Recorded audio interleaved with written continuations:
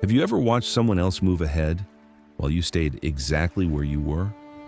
Have you ever done everything right, worked every day, tried your hardest, and still felt like nothing was growing? If you have, this story is for you. This is the story of Lucas and Mia. They had been friends since they were 7 years old. They grew up on the same street, walked to school the same way, ate lunch at the same table for years. They were so similar in so many ways that people in town often mentioned their names together. Lucas and Mia, Mia and Lucas. When they were 22, they both decided to learn pottery. Not for any grand reason. Lucas had seen a potter working at a small studio near the harbor and thought it looked beautiful. He told Mia about it that evening, and she said, "Let's go together." That was how they did most things. They signed up for the same class at a small pottery studio run by an old craftsman named Ren. Ren was a quiet man who spoke little and observed much. His hands were stained permanently with earth, and his shelves were lined with pieces that looked like they had been made by someone who understood something most people never would. On the first morning, Ren placed a lump of gray clay in front of each student and said simply, "Feel it first. Don't shape it yet. Just feel it." Lucas pressed his fingers in immediately. Mia held hers for a long time, feeling the cold weight of it, the way it gave slightly under pressure, the way it held the warmth of her hands after a while. Weeks passed. Lucas took to the wheel naturally. His hands moved with confidence. His first bowl was uneven but recognizable. His second was better. By the fourth week, his pieces were drawing comments from the other students. People watched him work and said, "He has a gift." Lucas glowed. He came to the studio every day with energy and ease. Mia struggled. Her clay collapsed on the wheel again and again. Her walls were too thin on one side and too thick on the other. She pulled too hard and everything fell. She was too gentle, and nothing held shape. One evening after class, she sat alone at her wheel long after everyone had left, her hands covered in gray clay, a failed piece in front of her. And she felt something she had not expected to feel so soon. Defeat. She almost did not come back the next day, but she did. She came back because she did not know what else to do with the feeling inside her. The feeling that something in that clay was trying to speak to her and she had not yet learned the language. Weeks turned into months. Lucas's work became more refined. He began selling small pieces at a weekend market near the harbor. People bought them. He was happy. He was progressing. He was exactly where he expected to be. Mia kept failing, kept returning, kept sitting at that wheel in the early mornings before anyone else arrived. She began to notice things. The way the clay responded differently on cold mornings versus warm ones. The way her breathing changed what her hands did. The way a piece that felt wrong at the wheel sometimes revealed something unexpected after firing. She was learning a language, slowly, painfully, but deeply. One afternoon, Ren stopped beside Mia's wheel and watched her work in silence for a long time. Then he said quietly, "You are learning the hard way." Mia looked up. "Is there an easy way?" Ren almost smiled. "There is a faster way, but not an easier one." Lucas found the faster way. He paused. "You are finding something else." Mia looked at the piece on her wheel. It was imperfect, asymmetrical. The rim dipped on one side, but it had something she could not name, a quality that came from the 100 times it had almost been right and wasn't. 6 months passed. Lucas had a growing collection of clean, beautiful, consistent work. Customers liked it. It sold well. He was proud, and rightly so. Mia had a smaller collection, fewer pieces, more failures in the bin than successes on the shelf. But the pieces that survived the wheel and the kiln and her own doubt were different.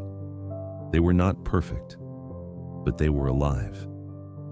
There was something in them that made people pick them up and hold them longer than they expected to. Something that felt like it had been made by hands that truly knew what they were working with. One evening, an art dealer came through the harbor town. She walked into the weekend market and stopped at Lucas's table. She looked at his work carefully and said, "Beautiful technique. Very clean." She picked up one piece and set it down. Then she moved on. She found Mia's small display almost by accident. She picked up a bowl, looked at it for a long time, turned it over, held it up to the light. Then she looked at Mia and said, Where did you study?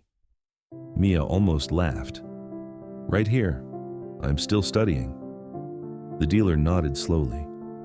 These are not perfect, but there is something in them, a quality that takes most potters years to find. Some never find it at all. She left her card. That evening, Lucas and Mia sat together by the harbor the way they had sat together so many times before. Lucas looked at Mia's card from the dealer and was quiet for a while. Then he said honestly, I don't understand. I work harder than you. My technique is better. My pieces are cleaner. Mia looked at the water. I know. Then why? Mia thought for a long moment. Then she said softly, maybe because I broke so many times at the wheel that I stopped being afraid of breaking, and the clay could feel that. Lucas was quiet. He looked at his own hands, clean and capable, and he thought about something he had noticed without fully noticing it, that he had never really failed at the wheel, not deeply, not the kind of failure that sits with you through the night, and he wondered for the first time what that had cost him.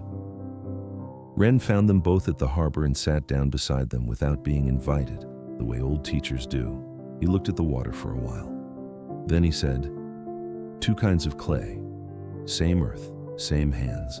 One fires quickly and holds its shape from the start. One cracks and collapses and has to be made again and again.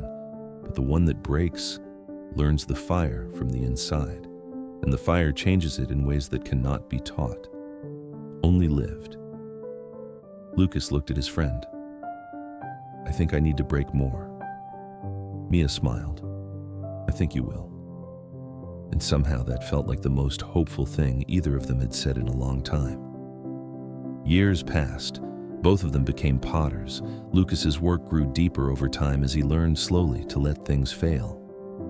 Mia's work became known in a way she had never planned or predicted, not because she was the most talented, but because every piece she made carried something invisible inside it. The memory of every time it almost wasn't. And sometimes, when a customer picked up one of Mia's bowls and held it longer than they meant to, and looked up with that expression of quiet surprise, Mia would think of that gray lump of clay on her first morning, cold and heavy in her hands, and she would think, I almost quit that day, and the day after, and the day after that. But she didn't, and neither did the clay. Now think about your own life.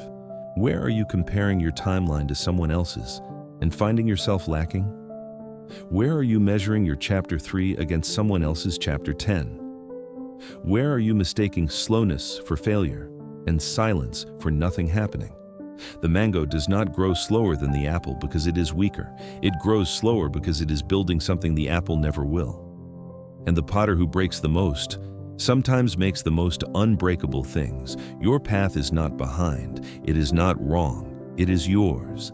And it is building something beneath the surface that no one can see yet, not even you. Stay at the wheel. Keep your hands in the clay. Trust the fire. Your time is coming. And when it arrives, it will have been worth every single quiet day you thought nothing was happening. If this story stayed with you, share it with someone who is doubting their timing right now.